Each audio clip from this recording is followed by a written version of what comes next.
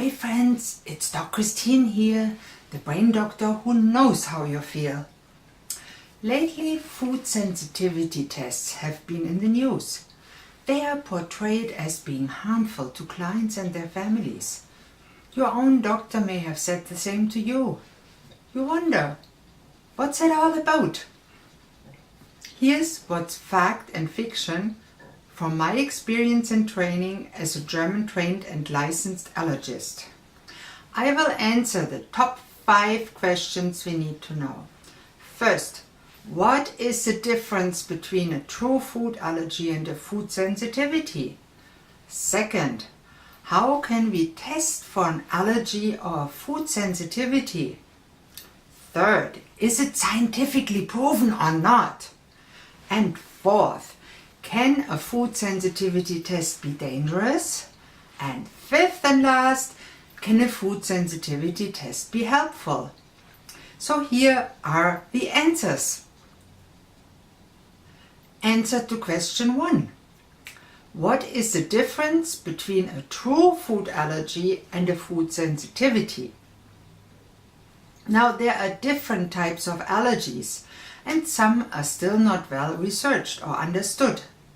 2 main types are immediate type allergies, the true allergies, and the delayed type allergies. And these are very different.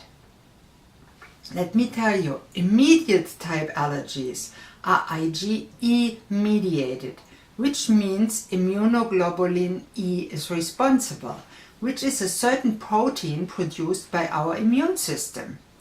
This type of allergy leads to an immediate reaction within 30 minutes or less of ingestion or even touching or smelling of the offending food.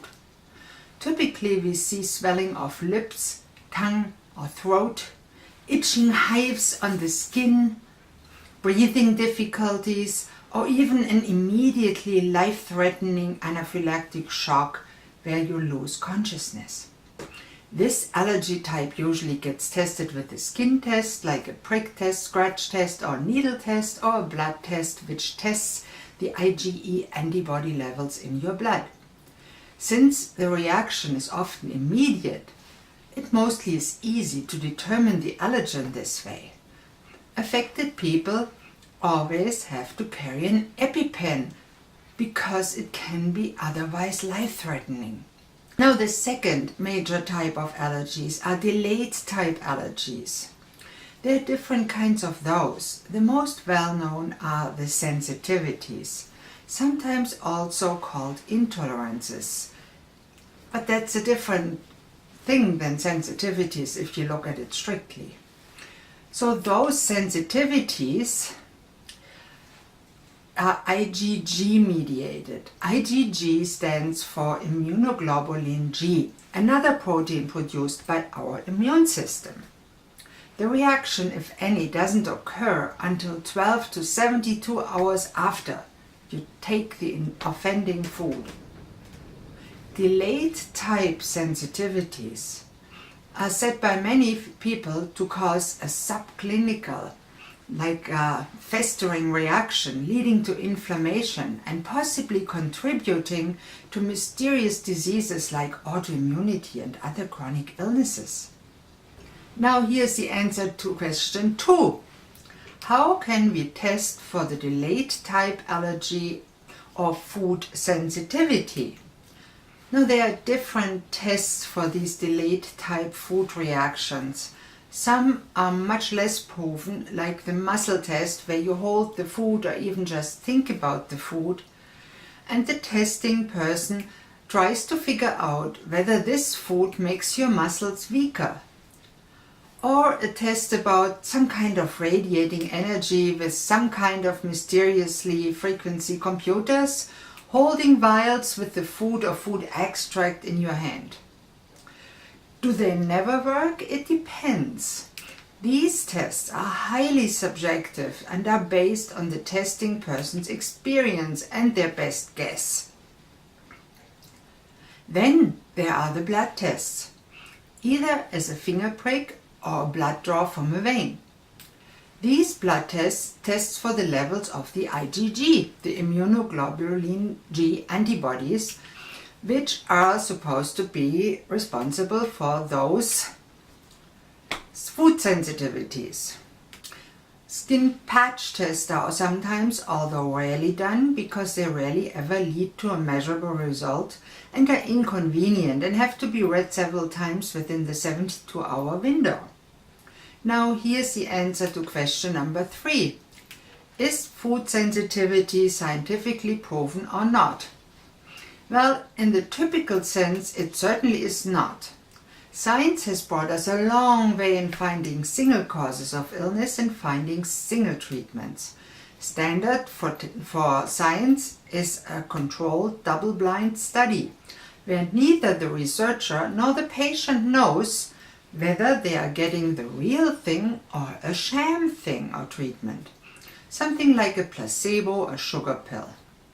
This tests for the difference between the belief of the patient, which can be very powerful, and the actual effect of the drug or other agent they are testing. Now, I don't want to discount science's merits at all. The scientific method has brought us so many improvements in our life and health, like antibiotic treatments, anesthesia, allowing life-saving surgeries, certain life-preserving vaccinations, life-saving treatments and medications like insulin and more. The more complex the causes and solutions for a condition are, the less feasible is it all, though, to apply these rules. Do we need new ways to study complex and chronic issues? Absolutely. Is there a good and proven way to do so? Not yet. Now, for practical and ethical reasons, a double-blind study is not possible to prove a food sensitivity. It would involve using fake tests and neither the practitioner nor the client knowing if the test is real or not, and either suffering the consequences of following a diet that can be potentially harmful or not following a diet that may be helpful. And causality is hard to prove, if at all possible.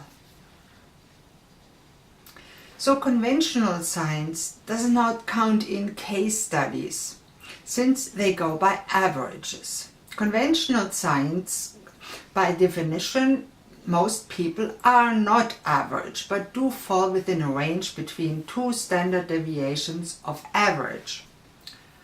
But people are all individuals.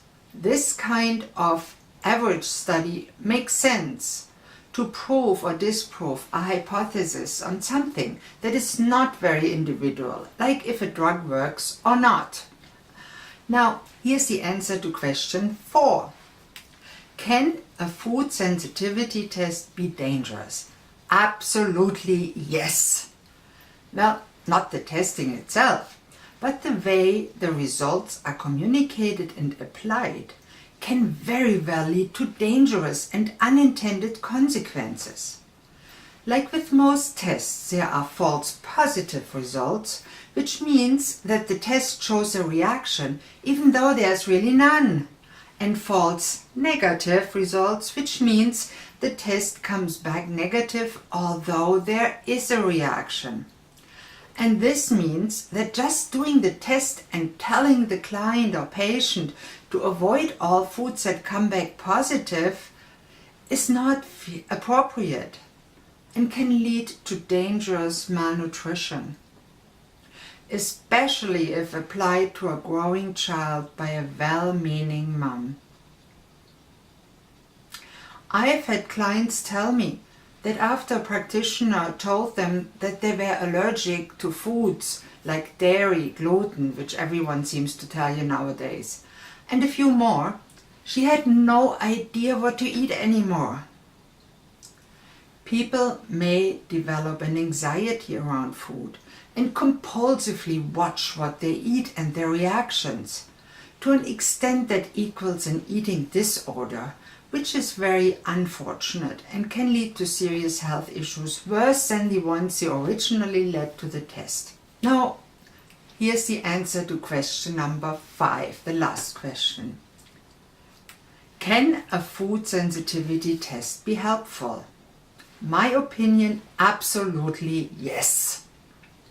The only correct way, although, to work with such a test is to meticulously correlate them with a symptom and food diary and the history of the clients, and then follow up after elimination of the suspected foods with the necessary support to access alternative nutritional options.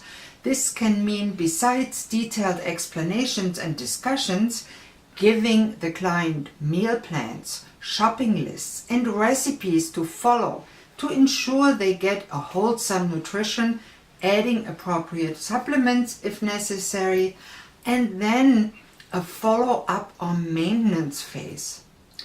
All this obviously involves a considerable investment of time, money, and work by both the involved client and the family, as well as the practitioner.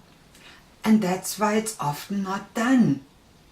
I found, if done in the right way with the right clients and while continually educating clients about the risk and cautions applicable to a food sensitivity test, it can be extremely helpful to narrow down a complex disease issue and hint to possibly offending foods.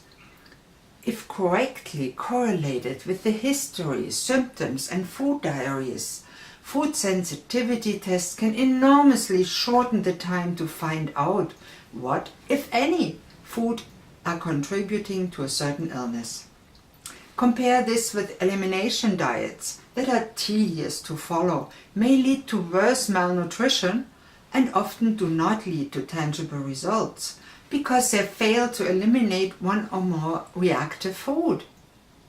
In my practice, in the context of a rigorous turnaround assessment, I've seen excellent results and improvements by applying this kind of a food sensitivity test to an individual client's history. I've seen excellent results and improvement in many chronic inflammatory conditions, like chronic bowel disease. Now, is it always appropriate? No. Now, here's the takeaway. If done correctly, in the context of a detailed assessment, an IgG food sensitivity test can be very helpful to shorten the time to find offending foods. I have seen amazing improvements in clients' quality of life after applying the principles mentioned earlier. In no case, the test should just be given to the patient and said, now don't eat that anymore. This one is harmful. So in any case, there needs to be a follow-up and maintenance phase with periodically reintroducing and challenging single potentially offending foods to see and evaluate if they still need to be eliminated. Often, especially if a leaky gut, which is another not scientifically proven diagnosis, if that is healed, the previously offending foods can be reintroduced, sometimes only in a rotation diet manner, sometimes not at all. It's difficult. So if you need help deciding what's right for you, let me know in the comments below or message me and we'll get it sorted out. Take care. I'm Dr. Christine. Bye-bye.